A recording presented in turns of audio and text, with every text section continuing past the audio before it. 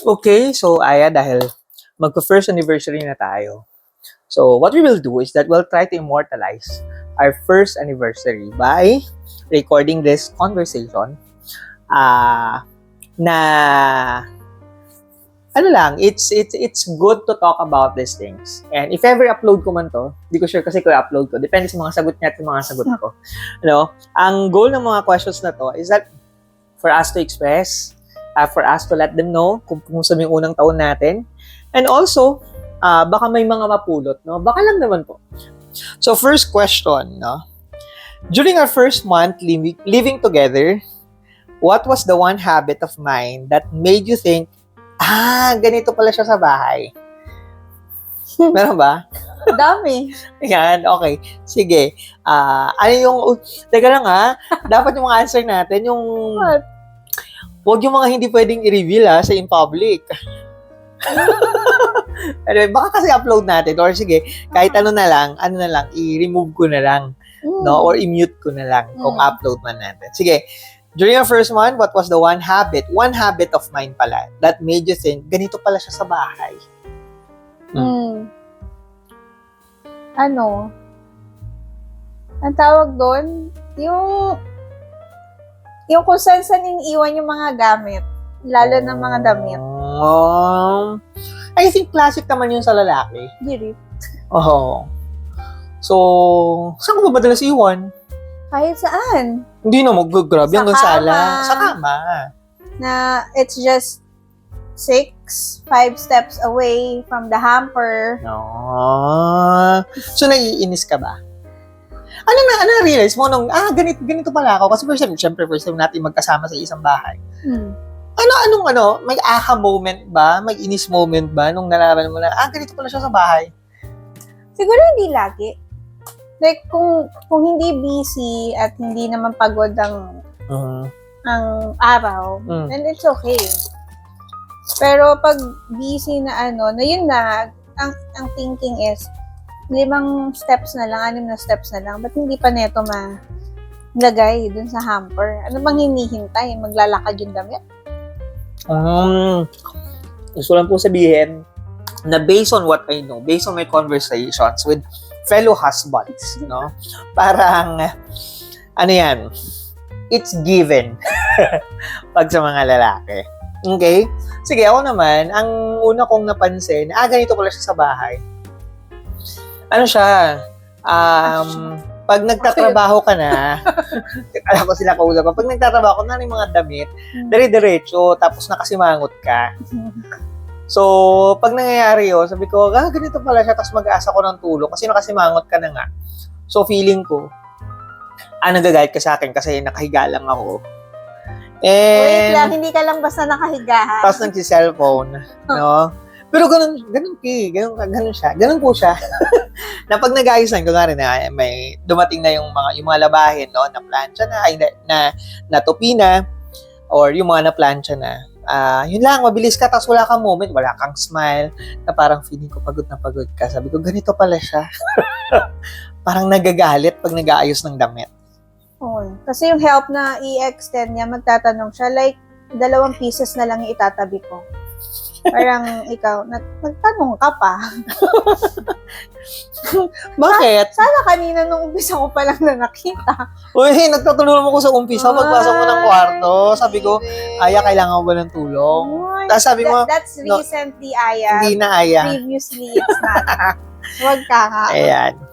So, and then, parang ako na lang gagawa kasi pag ginawa mo rin siya, hindi rin siya tama. Yeah. Like, iba rin lang yung way ng paglagay mo dun sa cabinet. O ulitin ko lang din, diba? To save you ng konsumisyon, ikaw nagagawa. Oo. Okay, so, Save time and energy. so moving forward, di na ako mag-offer ng help. Ha? Oo, tayo mag-offer ng help.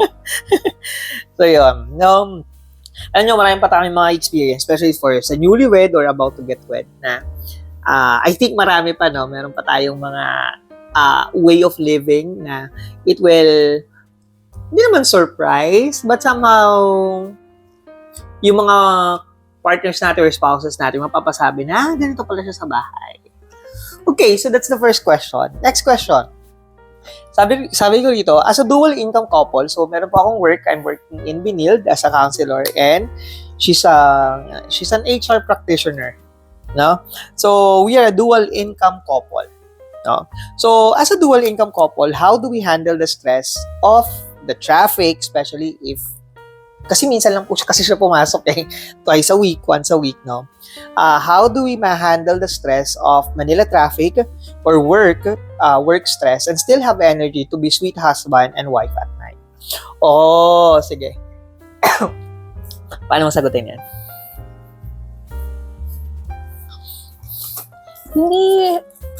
Hindi perfect every day na you can be a sweet husband or a sweet wife. Depende kasi.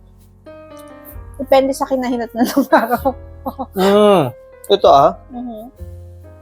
But, paano ba? Sweet na you're going to asikasuhin. Feeling ko like, ganon. Yung ganong klase ng sweetness. Or pwede rin natin sabihin siguro, so how do we handle stress of work and traffic and still have time to be present siguro to our spouse. Oh, yun siguro. Not really being sweet, but siguro at least yung presence natin, yan doon pa rin, despite na pagod tayo for the day. Siguro, I think yung sa atin, isang way is dahil sabay pa rin tayong nagdi-dinner. Okay. So, sa dinner, may pwedeng mag-usap, pwedeng yung ganon. And then, kapag kaya talaga ng life mo, at least nakakapagkwentuhan pa before matulog. Yeah. But there are times na talagang tulog agad. Sino na natutulog? Ikaw, syempre. Tanong pa ba yun? Okay, so tama po siya, no? Parang tama po siya, so may kausap ako. Kaya nga. Tama ka. Minsan nalilito na po ako na being a host and then kaya siya kausap ko, kaya no. But anyway, so tama, no? Sa atin kasi, basta nasa bahay, non-negotiable na may maunang kumain. Dapat sabay. Hindi naman natin yung plinano, pero parang naging gano'n na yung way natin. Ako naman, ang sagot ko rito, how can I still have energy to be present sa aking wife sa gabi? Ayun nga, pagkain namin, and then after kasi pag kumakain tayo, di ba, tumatambay tayo sa terrace. So, yeah, just being there. Minsan walang words, lang na pagpagod na ako. And recently, ang ginagawa ko, parang may color white yung sa nosepad. Nosepad ko. Recently, ang ginagawa ko is that pagdating ng bahay, papahinga na ako, matutulog. And then, so that we can have moments together pa before going to bed. Actually, pwede natin dagdag yung devotions natin. Yeah. Yun, no? So, every night bago matulog, as much as possible, kasi may mga araw na namimiss din natin, lalo na pag nauna ako natulog kasi pagod sa trabaho. Yun, we share devotions, we do devotions together. Okay? And, okay. Water. Sige, next question. Noche buena sa inyo, medyo noche sa amin. How did we decide whose family to spend the holidays without causing tampo? Ayan, paano ba tayo nag-decide doon? Kasi, syempre, yung family ko is nasa Pangasinan, and then yung fam mo, kasama natin. Yeah. Parang, I think medyo medyo mabilis lang naman na usapan regarding that. Or dun sa ganong setup. Kasi, andun na yung death anniversary ni Papa, dapat nandun tayo. And then we'll go. And, since sa bahay tayo nakatira, so we'll spend the New Year there. So, it's ganon kabilis lang yung usapan na. Tsaka parang nung diba? Parang nung di pa tayo kasal, parang pag-usapan na natin na ang Christmas ay sa Pangasinan, ang New Year ay sa Taguig, kasi sa Taguig tayo nakatira. And then parang pinalaki tayo na kung saan ka nakatira, doon ka dapat mag-celebrate ng Christmas. Ng New Year. Ay, ng New Year. Doon ka sa bahay mismo. And also, no, kasi parang ako na yung nagsabi sa'yo before then na pag may mga occasion sa bahay, parang uuwi tayo. No, for example, actually, ang sinasabi ko, diba, para as much as possible, again, as much as possible lang, is every quarter. Pero movable naman yun. Hindi naman yung set in stone. No? And the good thing about my nanay naman, hindi kasi siya masyadong conscious sa araw. Na parang ay basta umuwi kayo kahit anong araw, kahit kailan, kahit saglit lang kayo and all. So, ayun, mabilis naming na-resolve. Okay? Alright, next question. Eto, medyo, sige, kain ka muna. This is a question na if you don't, let me know, no, sa council sabi ko, if I have question that you're uncomfortable with, let me know. Para I will not force you to answer it. So, same thing. So, question, how do we honestly feel when relatives ask, kailan ang baby? Or bakit wala pa? No? How do we protect each other from that pressure? Inisip ko kasi kung sino mo siya. Well, tama. It's more on the relatives kasi na nagtatanong. Not the immediate. Parang wala pa ako narinig from ate, kuya, from mama, from nanay. Siguro it's part na rin kasi na parang pagkatapos ikasal, ang susunod na tanong ay, kailan? Kailan ang baby? Diba? There are days na parang iba-brush off mo lang. Wala pa eh. Parang ganun. Kasi it's, yung tanong lang din naman ng mga yon is more on in passing na tanong. Baka if yung tanong nila, it's more nalalaliman or mas isi-scrutinize ka, baka doon mas mahirap sagutin. But, pag ganung tanong lang naman, sagot lang, wala pa eh. Parang ganun lang. Pero hindi ka ba because we're praying, no, we're praying. Pero hindi ka ba nati-trigger, I don't know, if that's the right term, no, trigger, na pag may nagtanong na, wala pa ba kayong baby, hindi ka ba nagagano na, I don't know. Yeah, I think the right word is trigger na something. Wala naman. Wala. Pag tanong medyo hindi masyado. It's more on yung andyan na. Okay. Sige. Ako, ang style ko, doon ako naririnig mo ako one time. Kung may nagtatanong sa akin, wala pa kayong baby. Kailan? Sabi ko, pinagpipray mo ba? Pinagpipray mo ba kami? Yeah. Hindi mo kami pinagpipray. No? So, gano'n naman ako sumasagot. No? Actually, tama. Medyo some friends, mayroon nag-ask sa akin, and then, especially boys, no, yung mga kaibigan ko lalaki, especially mga kaibigan ko na growing up, mga hindi ko naman sila papangalanan, pero sila yung matanong na, "Uy, bro, Chong, wala pa ba?" Tapos sasagot ka na lang sa kanila, "Hindi mo naman kami pinagpipray. Pinagpipray mo ba kami?" Wala pa. Ako pag inisip ko, parang hindi, wala masyado sa mga friends. May friends akong ilan na nagtatanong. It's more on mga kamag-anak nga, or kakilala. I think ilang kakilala, pero not really the family. Or relatives ko, wala pa akong narinig. Okay. Sige. So, as Christians, next question tayo. As Christians, we want to honor our parent. No? Because ang living na lang po is yung mom niya at yung mom ko. So, singular, no? Parent. No? Or our parents, kasi dalawa pa rin naman. So, how do we balance giving allowance? Do you give allowance ba? No? I think the question is, how do we balance giving allowance to our parents while making sure we are saving for our future kids? Ang unang tanong ko dyan, no, bago mo sagutin yan, nagbibigay ka ba ng allowance kay mama? Yeah. Bibigay po siya ng allowance kay mama. Sagutin mo yun, yung tanong. How do we balance giving allowance to our parents? Ano ba? So, di pa tayo kasal, so meron na talagang portion na binibigay kay mama. Meron na binibigay kay mama. And then, I think, isa rin sa nakatulong because si mama and papa, hindi naman sila nag-start na, as in, okay na. Nag-start din sila from kailangan nila mag-ipon until sa may naipon dar, and naging okay. So, ang naalala kong sinabi rin ni Mama noon na is, mag-ipon kayo. Natin. Oo. Hindi ko narinig yan.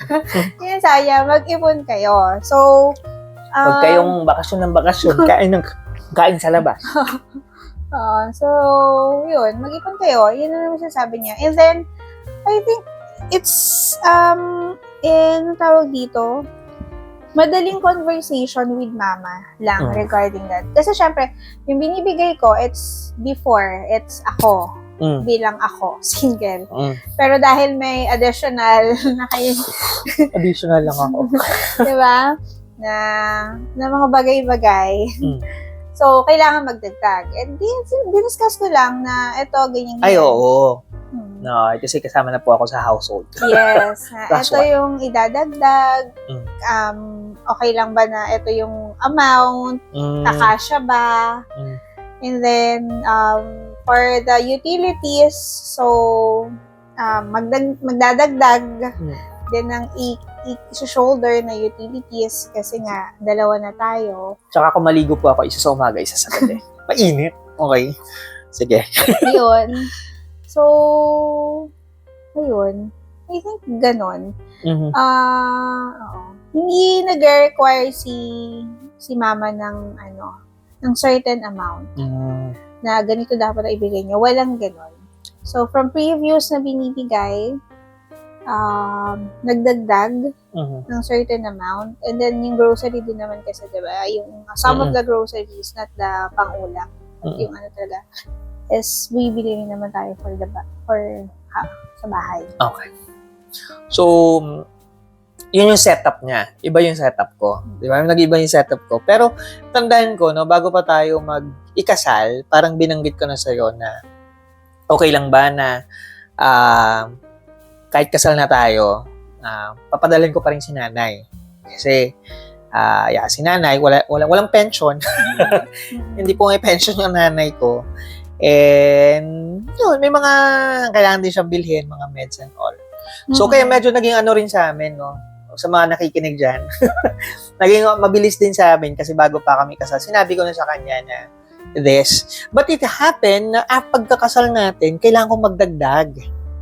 Yeah. Kailangan kong magdagdag nung binibigay ko sa bahay kasi si nanay, ayun, kailangan niya ng extra dahil sa mga kung anik-anik na nangyayari at kailangan rin niya ng kasama sa bahay. So what we did is that I discussed it with you to the point na binawasan ko yung initial na bibigay ko sa'yo. But later on, nagkaroon mo ng blessing. So, bumalik doon sa dating kinumit ko na amount. Every cut-off. Yun naman yung naging usapan that time na sige, kasi there's a certain amount na dapat natatabi namin per month. Parang ganun. Ganun yung funding na ginagawa namin sa pera namin. So, dahil hindi siya mapupuno or magkukulang yung certain amount per month, sabi ko sa kanya, habang kailangan pa, ako muna yung magpupuno ng certain amount na yun para consistent na itong amount na to, ito yung napupunta sa bank account kung magkano siya. Diba? Buti lang may pampuno ka, no? Oo, buti na lang. Thank you, Lord. Tapos yun. And then yun nga, sasabi ko, dahil dalawa pa nga lang din naman tayo, so, kaya pa. Pag kailangan naman magdagdag, kapag kailangan mag-reallocate and all, kailangan ulit mag-usap. And, So actually, yung my next question is about the common fund, which is yung iba po is na-share niya na ang nangyayari kasi, ayun, hindi po niya kinuha yung ATM ko kasi ayaw niya. Although sana gusto ko ibigay para hingi lang ako ng hingi.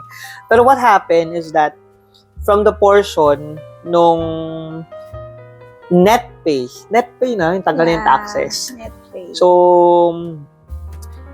nag-usap kami kung magkano ba yung kaya nung pay ko na ibibigay ko sa kanya every cut-off.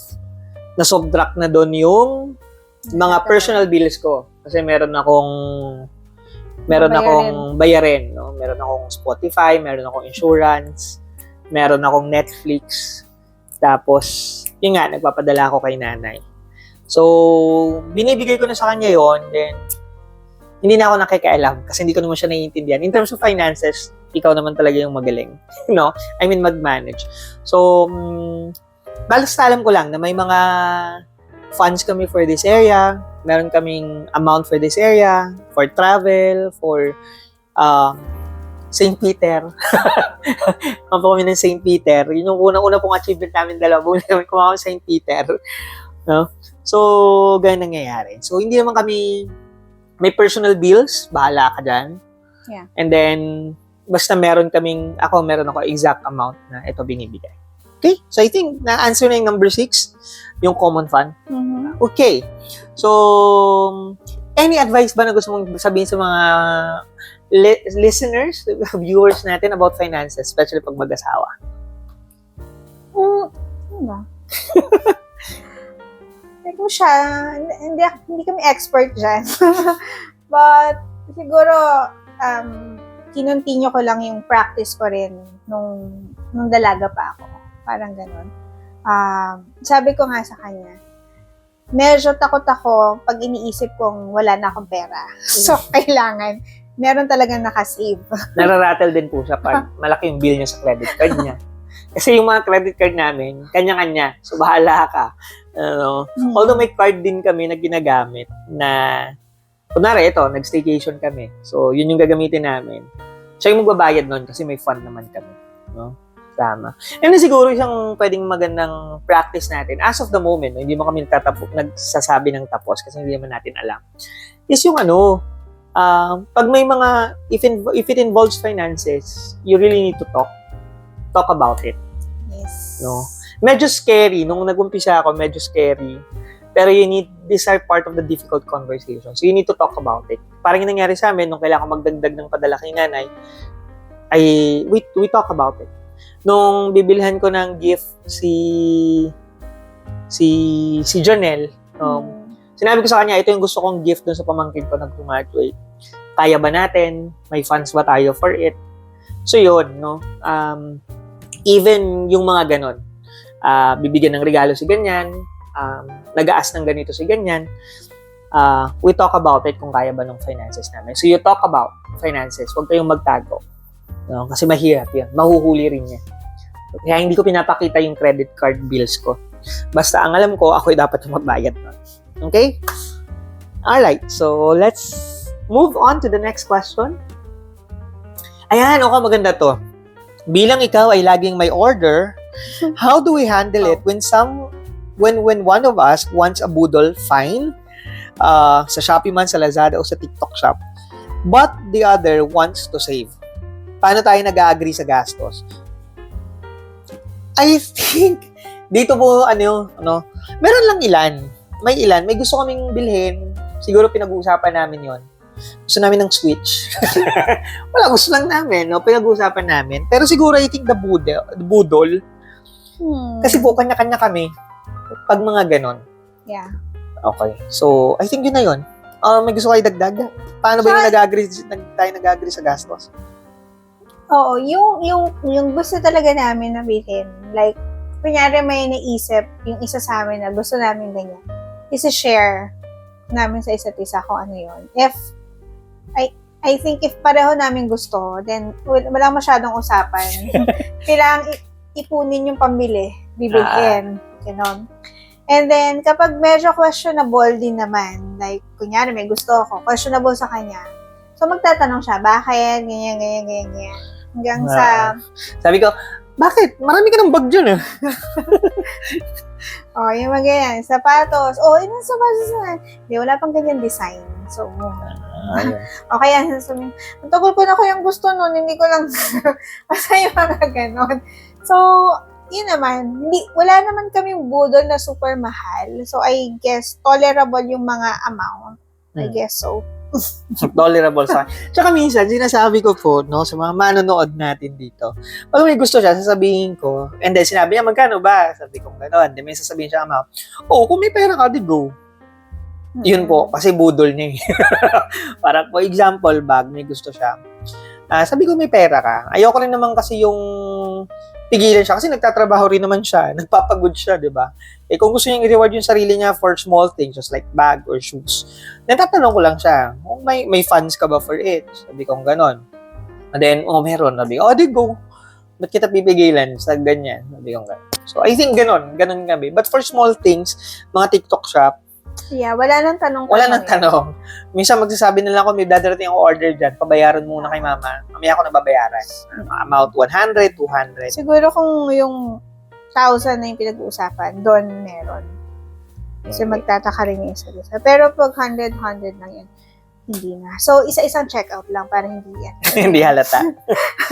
Actually, si mama ang mas nakukonsumi pag may maraming dumarating na parcel. Although, kahit yung iba pong parcel, bayad naman na. Pero pag nalaman niyang may parcel na naman si Julie, na ano siya, ano naman yan? Order ka ng order. Ayan.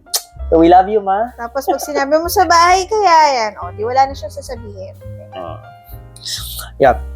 So next, after we talk about finances, now let's talk about the story of our first big fight. Sino ang unang nag-sorry? And is it true that the husband is always wrong? How do we follow a biblical way of resolving it? Ikaw magsuunang sagot nun. Kasi is it true that the husband is always wrong, di ba? Ang tawag dito. What do you think? Pero yung first big fight, yun yung question kasi rito. Alam ko nag-away kami. Parang, I don't know kung 1 month na kami or magto 2 months. Meron lang kaming and hindi ko na matandaan kung bakit kami nag-away that time. Pero ang nangyari noon is that because medyo hindi ko na ma-handle yung emotions ko, wala na ako emotion regulation, nag-walk out siya sa kwarto. Bumaba siya. Then I stayed dun sa room. Then after noon, ako na nag-sorry. No, nilapitan ko siya. And pag may mga tampuan kami, ako na talaga nagsusorry. No, even though hindi ako agree na laging yung husband yung wrong. But I always believe na as someone, no, or I don't know, na especially for men, no, you humble yourself na may part ka rin doon sa gulo, kung gulo man yun, or doon sa naging issue ninyo. And I always do the first step of saying sorry. No? Or kung ano yung nangyari. Or ako yung unang mag-initiate na mag-usap kami. Kasi I believe in a biblical way, no, how we resolve it is that we really talk about it. And as men, as husband, no, we should initiate because we're the one, kasi diba sabi, pag yung husband, you're the one leading the marriage. Okay? So, ganun ginagawa ko ako yung nauna. Although, please don't get me wrong, no? Minsan, kailangan talaga ng space muna. No, hindi naman ako yung nag-away kami, tapos may sinusuyo ko na siya agad. Because I also need to breathe and also analyze things. No? Kailangan yon para pagkausap ko na siya, hindi na neutral na yung emotion ko, then we can talk about it. Dami ko sinabi. Yeah. Ano masasabi mo sa kanila? Yun naman. I think isa yan sa mga talaga biggest twist or turn of events. Sorry, ganun. Bakit? Yung mag-asawa tayo. Yeah. Kasi diba nung boyfriend-girlfriend pa lang, naku po, huwag kang umasa na siya ang unang magsasorry. Sobrang taas po ng pride niyan. Factory, CEO ng pride. As in yung I'm a changed man. Saka pamprito. But yeah, that's one of the biggest changes, kumbaga, na nangyari talaga sa kanya after. Di ko alam kung kailangan ko bang i-remove yun, no? Na parang, so bago pala siya ikasal, prideful siya, ha? After namin ikasal. So, yeah. And another thing po, no, na ginagawa namin, kaya hindi ko ma-remember kung ano yung first big fight namin, ano yung pinagawayan namin during that time. Alam ko lang na nag-walk out siya. Tumabas siya ng kwarto. Kasi hindi naman talaga ako, as much as possible, yun nga sinasabi ko, hindi kami historical Yeah. No, pag natapos na 'yung napag-usapan na namin, let's move forward. Let's move forward. No, Bisaya, dai. Tensya na, ha? Let's move forward. So, yun. Yeah. Okay. Correct. Next. Isang oras ata itong vlog natin. 30 minutes na. Number 9. Ito. When we have misunderstanding, how do we avoid the dead mahat and actually talk about the problem? Hindi natin siya ina-avoid on the onset ng deadmahan. Hindi, meron talaga kaming mga away and all na hindi kami nag-uusap for a certain number of minutes. Oo, minutes po ha, hindi po hours. For a certain number of minutes. It can be hours actually. But, parang wala naman tayong hours talagang ano. meron naman siguro pag umabot na kinabukasan. Okay, sige. Sabihin ko mamaya bakit umaabot ng kinabukasan? Okay, go. Diba?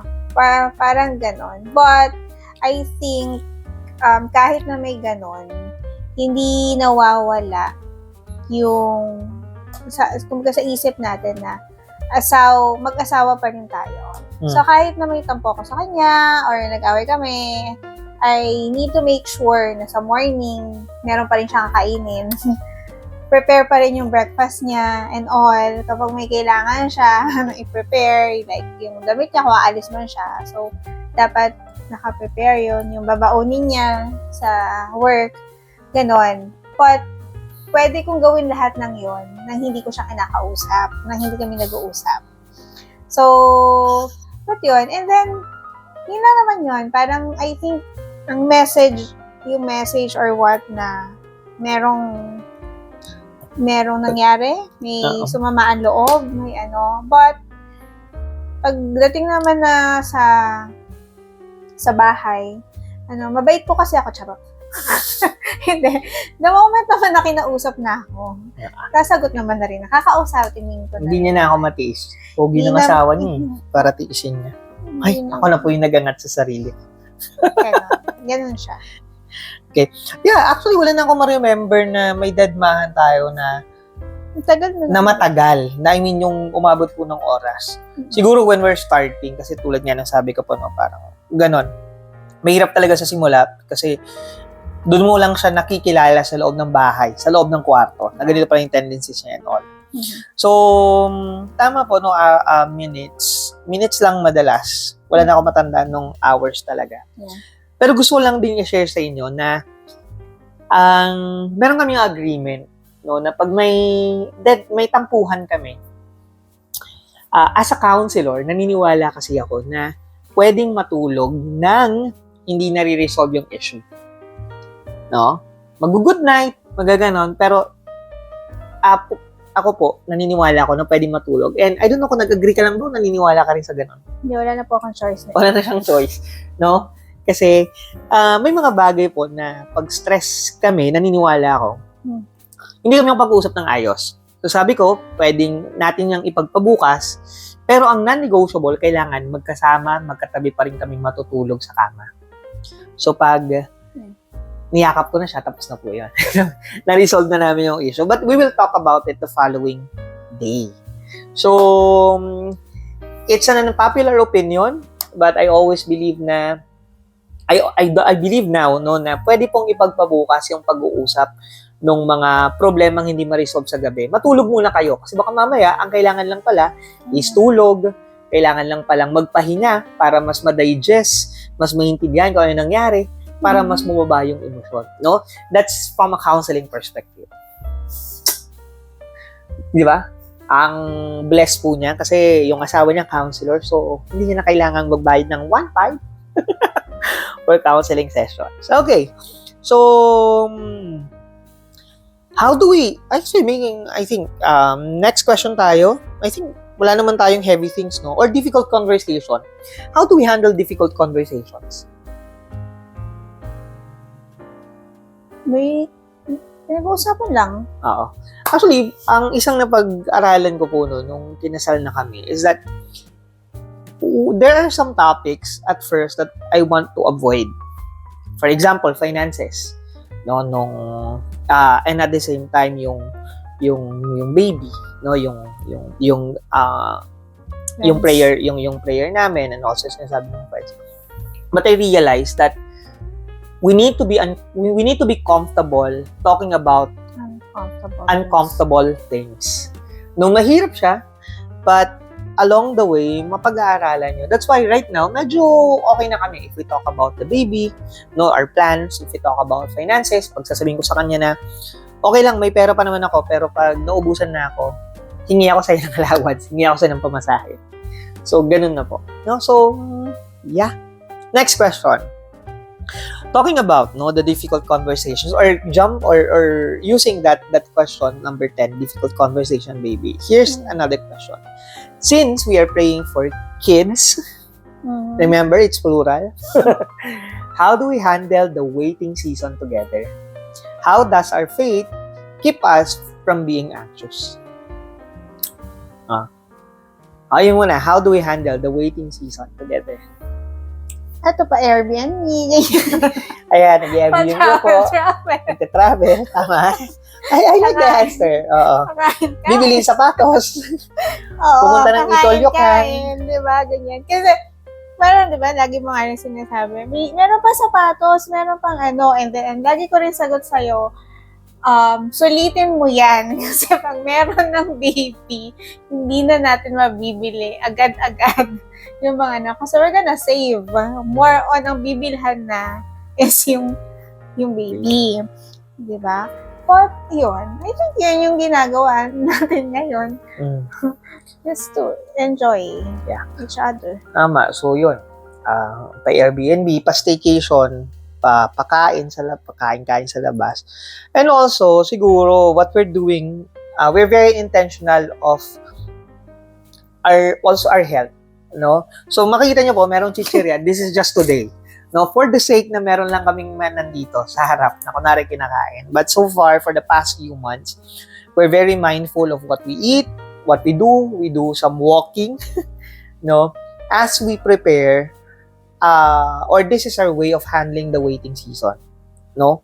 And also, lagi lang, I'm telling you na there are days that we talk about it and we try to see where is God or how God is moving in our midst in the season of waiting.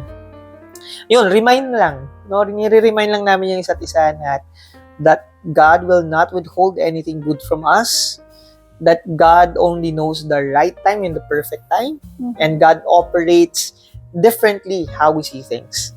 So, we need that reminders, every now and then, especially if we feel like we're medyo matagal na yung waiting season. Yeah. Anong tawag doon? At saka, I think ikaw yon yung mas ano yun? Mas firm, kumbaga, yung headspace regarding that one.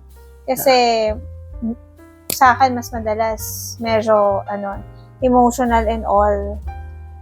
So, pag ganun na, ako po yung reminder niya. yes. Parang, oo nga naman. So, nandun na siya. Meron na po siya mahabang joke lang. Oh! Yeah, pero yun, siya na yung magre-remind, siya na yung magbibigay ng words of wisdom. Para may words of wisdom. Yeah. Ako na po yung pastor niya. Hindi, joke lang. Hindi po.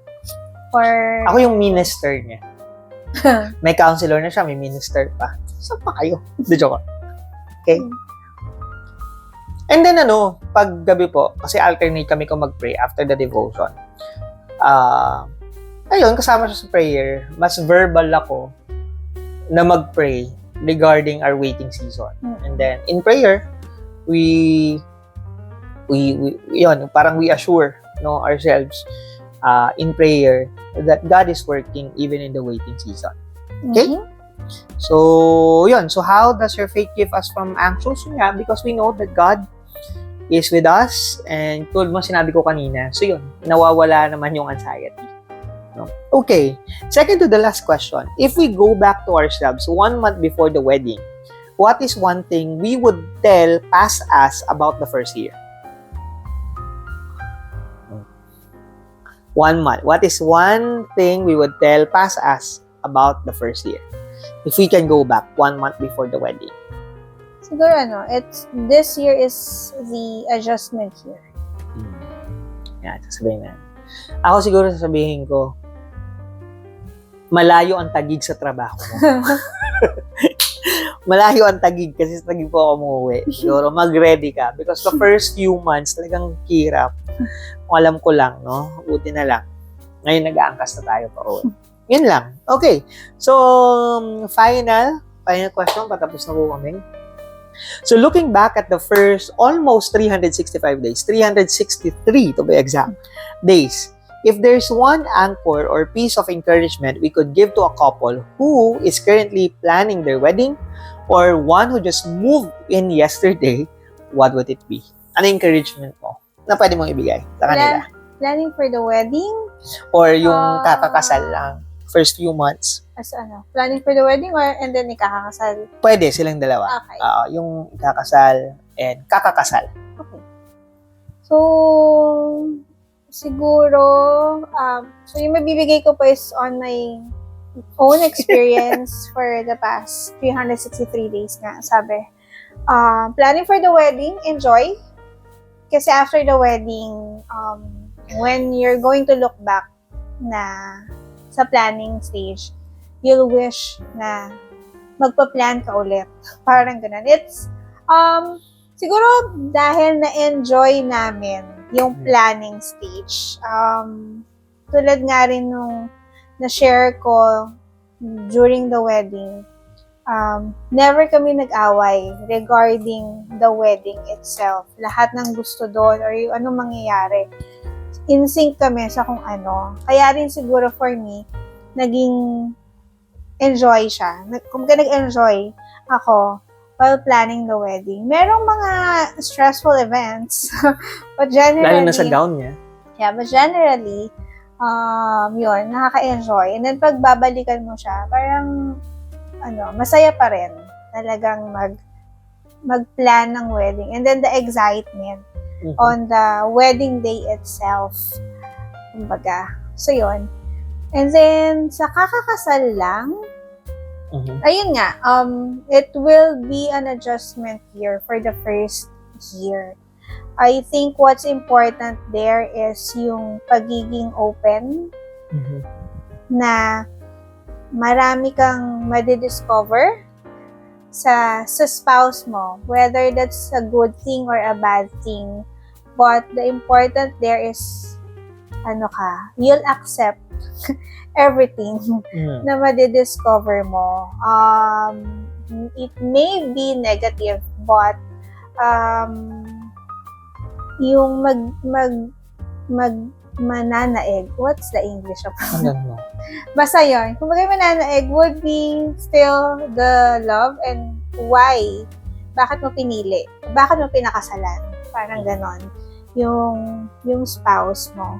And also, you enjoy. You enjoy each other because you'll never know kailan hindi magiging isang tabi kasi napag-usapan na rin namin yan na it will always be in the priority will always be your spouse. Your spouse. And then after that, nag-overflow kasi sa magiging anak. Pag ganon. So, but may changes, definitely, pag may dumating. So, just enjoy. And then, yun lang. Encouragement ko, same lang din. So, just enjoy. No? Enjoy the season of knowing each other all the more. No? Kasi, just mention, you will discover new things about your spouse. And also, kung mag-shift, no, dati, ganito yung level ng sweetness ninyo, pero ngayon, magkasama lang kayo sa bahay, iba rin yung magiging level ng sweetness ninyo, and that's fine. And you just need to truly enjoy it. And yun nga, laging sinasabi, every day, you need to, every day, conscious effort, if I may say, that you will always choose your spouse. No? Pipiliin mo siya sa umaga, sa tanghali, sa gabi, and even when it comes to the different choices, kailangan ko punta sa ganito, or yung spouse ko, dapat laging ang una mong kino-consider is yung spouse mo. So, first year is very exciting. It's an adjustment period. Yes, it's exciting. So, make most out of your first year. So, enjoy the season. And, congratulations. Congratulations din sa amin. Yay! Katapos namin yung podcast! Yay! Nasagot namin. Okay, that's it for our podcast and maybe we'll see you next year. Kung hindi man maano. And let's see kung ma-upload man tong podcast na to. Bye-bye! Love you, Aya. Love you more. Bye-bye. Bye. Yan, okay. Sige. Nakatapos tayo. Sakit na lang pa ako nun. 46